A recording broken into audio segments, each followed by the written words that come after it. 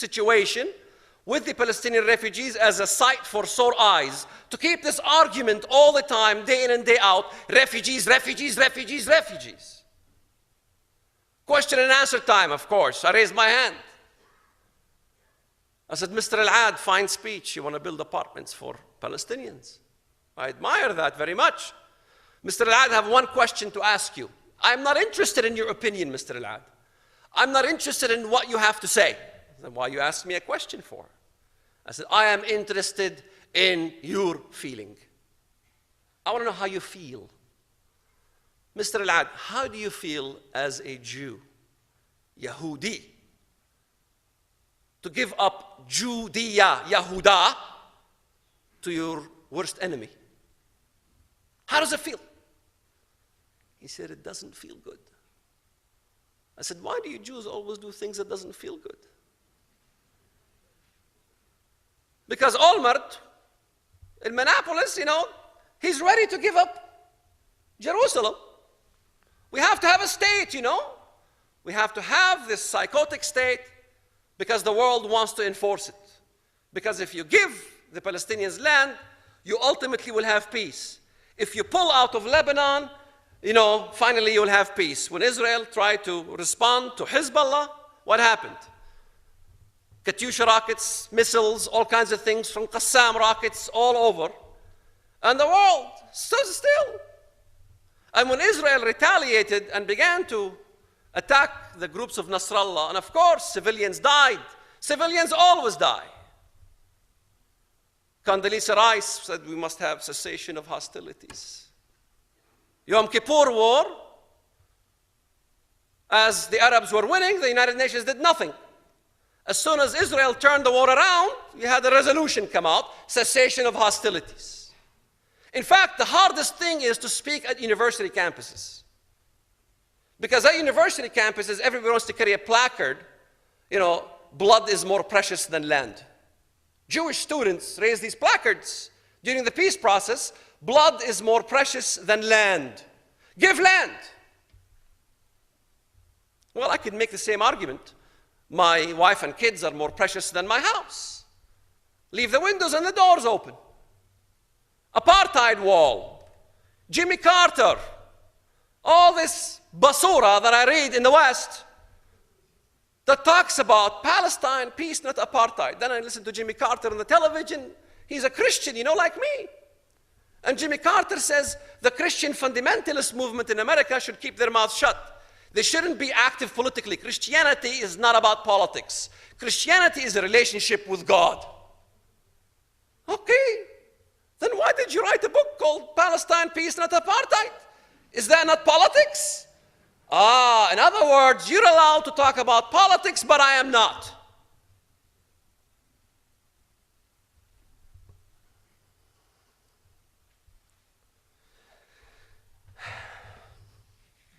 I began to ask my family more questions. I wanted more answers. I began to ask my father. I said, Father, you were saved by a Jewish doctor in Jerusalem. Dr. Barnaba in Jerusalem saved your life. You had a blood clot. You had a week to live. And your father, my grandfather, took you to Jerusalem to a Jewish doctor. And you even told me the story that the Jewish doctor saved your life. Do you ever make a dua, a prayer for the doctor that saved your life? Maybe God bless him and bless his children. He says, there is only one prayer we have for the Jews. لعنة الله على بني إسرائيل كما لعنهم الله على لسان داود كما لعنهم الله على لسان عيسى ابن مريم. Cursed be the Jews, as they were cursed by the mouth of David, as they were cursed by the mouth of Jesus, son of Mary.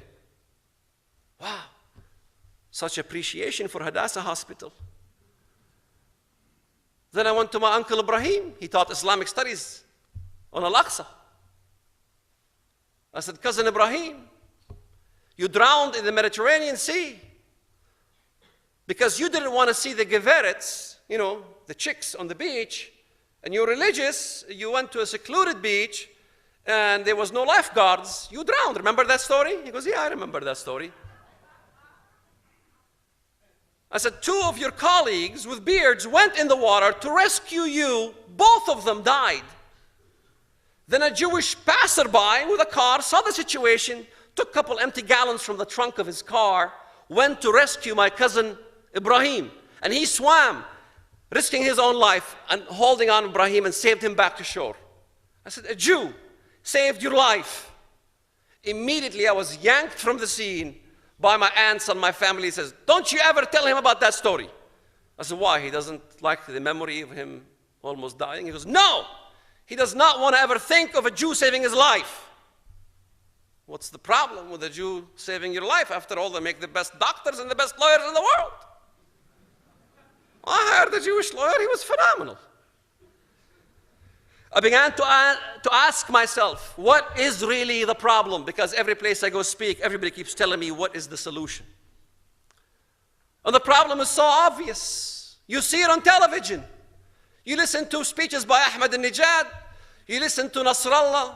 You look at the camera, and Nasrallah says, وَنُكَرِّرُهَا كُلِّ عَامٍ الْمَوْتُ لِأَمْرِيكَا وَنُكَرِّرُهَا كُلِّ عَامٍ الْمَوْتُ لِإِسْرَائِيلِ. As we repeat it every year, death to America. As we repeat it every year, death to Israel. And the camera turns around and you see hundreds of thousands in the streets in the middle of Beirut crying out, Al-Mawtu li America, Al-Mawtu li America. And the American people still haven't woken up and smelled the hummus. Ahmadinejad comes and he makes a speech about the Mahdi. The blessed Mahdi is going to come. And I am the religious fanatic. Pat Robertson is the religious fanatic because he believes in Jesus coming back to establish peace. We believe in the Messiah that's going to establish peace.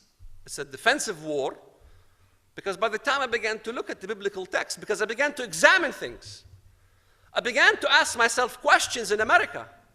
I began to do research. Was the Holocaust a reality or was it a fabrication? Did 6 million Jews die in the Holocaust or not? They did. Why did they lie to me? Critical thinking is a problem. Beginning to ask yourself honest questions is a problem. I began to look into songs. I began to go to garage sales to buy Jewish songs. I want to listen to Jewish songs to see how they sing. I'm looking for war songs particularly because as a child, when I grew up, all the songs that we listened to from the Voice of Palestine, from the Arab stations, what kind of songs did we listen to? Maybe I can translate some of the songs. I can sing them even for you. I don't have a melodious voice. One of the songs that I memorized when I was a kid, I memorized all the revolutionary songs of Palestine. سنوها سنوها سيوف عبوني عبوني قنبلة مولوتوف. Sharpen my bones and sharpen them and make them swords. Fill me up as a Molotov cocktail. That's a song. يا قاتلين دمكم حلال علينا وين أن تفروا من عقابنا وين. Oh, Jews, oh killers, your blood is halal to us, kosher. Where will you hide from us in that day? What day? The day that the Prophet spoke about. When the trees will cry out and the stones cry out, there's a Jew hiding behind me, come and kill him. أنا شعب الدم ويشق الليل ويصنع من لحمه قنابل. We are a people of blood and march through the night and create bombs out of their flesh. ويقاتل ويظل يقاتل. Fights and continues to fight. Listen to all the Jewish songs. I began to learn a little Hebrew to translate these songs, but I wasn't good, efficient in Hebrew. I lived in Israel all my life, never learned Hebrew. Please, no hecklers.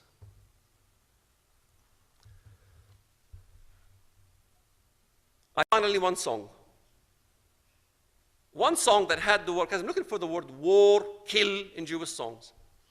I found one Jewish song that had the word milchama. I know that word, milchama. Milchama is war, butchery, slaughter.